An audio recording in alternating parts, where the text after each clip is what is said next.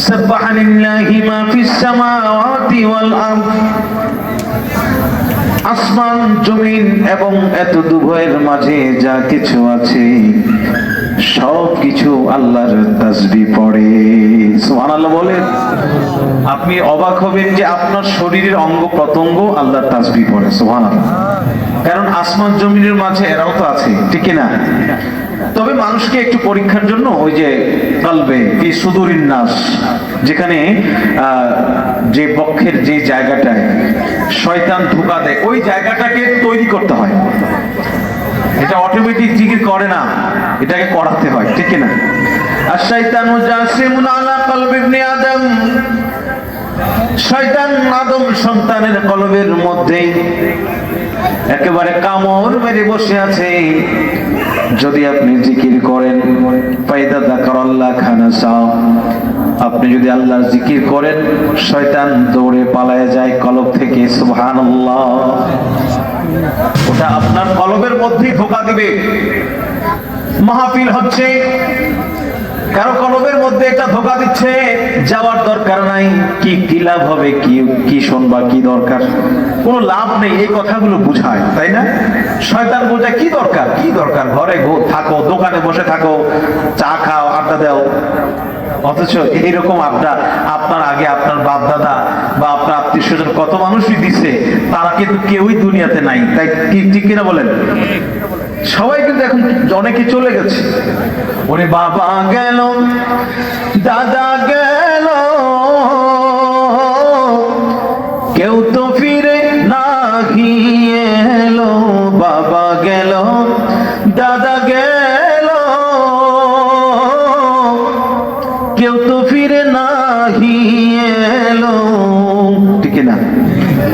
এরকম সারা জীবন ছিল, ব্যস্ততা সারাদিন দেখাইছে, কাজ আর কাজ।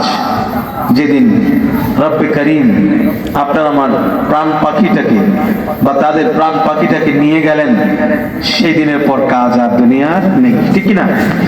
এমন করে সবই একদিন, এমন করে সবই একদিন হয়ে যাবে পর, তোদের হয়ে যাবে পর। এই পৃথিবীর সবই যে পর, নয় কোনো আপন। এই পৃথিবীর সবই যে পর, নয় কোনো আপন। হায়রে দুনিয়ারই মায়ায় পড়ে, দুনিয়ারই মায়ায় পড়ে, ভুলিস না সকল, তোরা ভুলিস না সকল। এই পৃথিবীর সবই যে পর, নয় কোনো আপন। এই পৃথিবীর সবই যে পর, নয় কোনো আপন। জোরে বলুন ঠিক কিনা? ও আশিকান জাকিরান, আল্লাহর পেয়ারা বান্দারা, একটা মানুষের সারা জীবনের সব সময় যে কখন যে আল্লাহ তাকে হেদায়েত দিয়ে দিবেন আল্লাহ ভালো জানেন। হেদায়েত আমাদের চাইতে হবে কি হবে না? হেদায়েতের জন্য আমাদের কাজ করতে হবে কি হবে না? আমার নবীজি রাহমাতুল লিল আলামিন, নূরে মুজাসসাম কামলিওয়ালা নবী হুজুর পরনূর সাল্লাল্লাহু আলাইহি ওয়াসাল্লামের দরবারে ওনার সঙ্গী সাথী যত সাহাবায়ে কেরাম ছিলেন, তারা কিন্তু প্রাথমিক জীবনের সবাই একেবারে ভালো মানুষ ছিলেন না, ঠিক না? বিভিন্ন রকমের অপরাধী ছিলেন। কিন্তু আমার নবীর কদমে যখন তারা এসেছে, আমার আল্লাহর দয়ার কথাগুলো তারা জানতো না।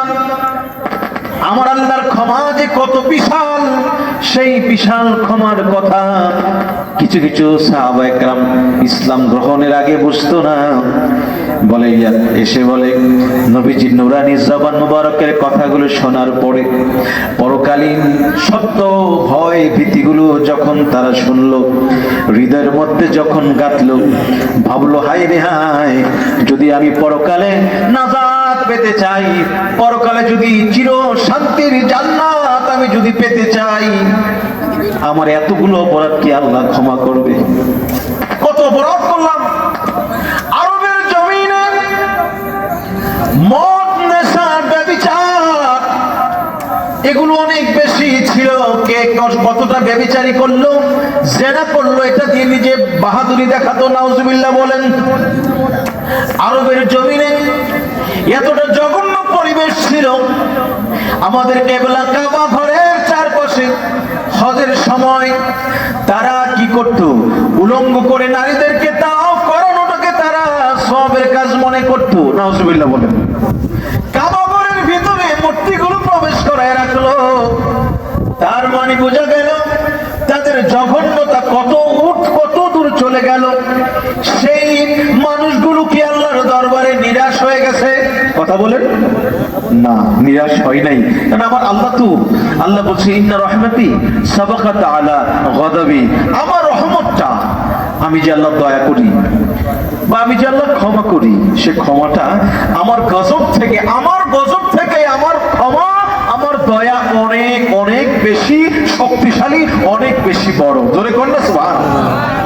মেহেরবান তুমি, মেহেরবান, মেহেরবান তুমি, মেহেরবান, বলেন না, মেহেরবান তুমি, মেহেরবান, মেহেরবান তুমি, মেহেরবান।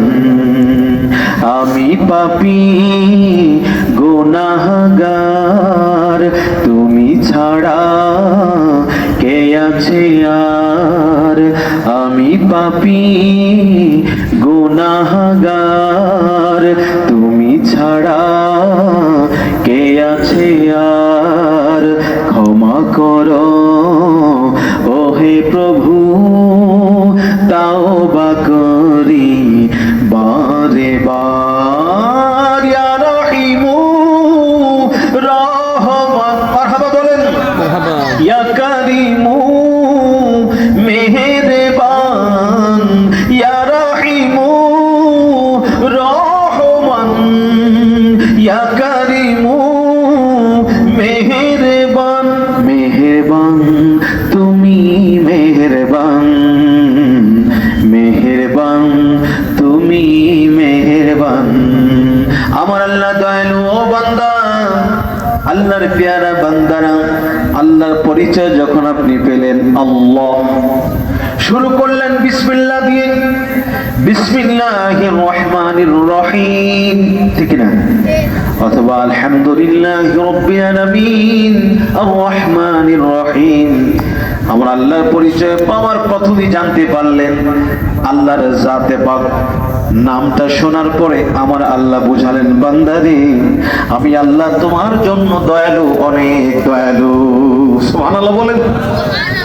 নবীজি তাওহীদের দাওয়াত দেন, পরকালীন নাজাতের কথা বলেন। মক্কার কাফেরগুলো যাদের মধ্যে হেদায়েতের নূর আল্লাহ রেখে দিয়েছেন, সুবহানাল্লাহ বলেন, আমার নবীর কাছে এসে বলে, ওগো নবীজি, ওগো প্যারা হাবিব, এতগুলো অপরাধ আমাদের, জেনা ব্যভিচার অপরাধ আমাদের কোনো শেষ নাই। আমাদের মদ পান জুয়া নানান ধরনের অপরাধের কোনো শেষ নাই গো নবী।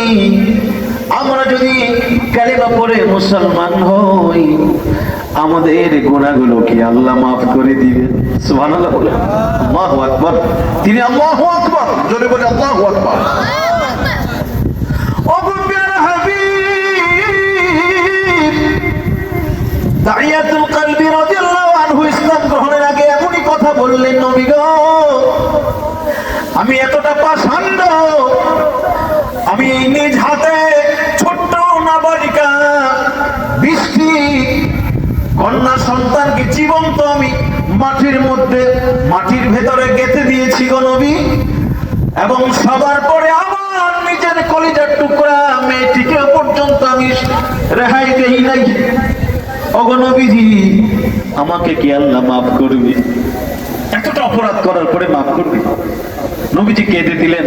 হায় রে, মানুষ এরকম করতে পারে, অনেক ঘটনা, আমি সেটা যাব না।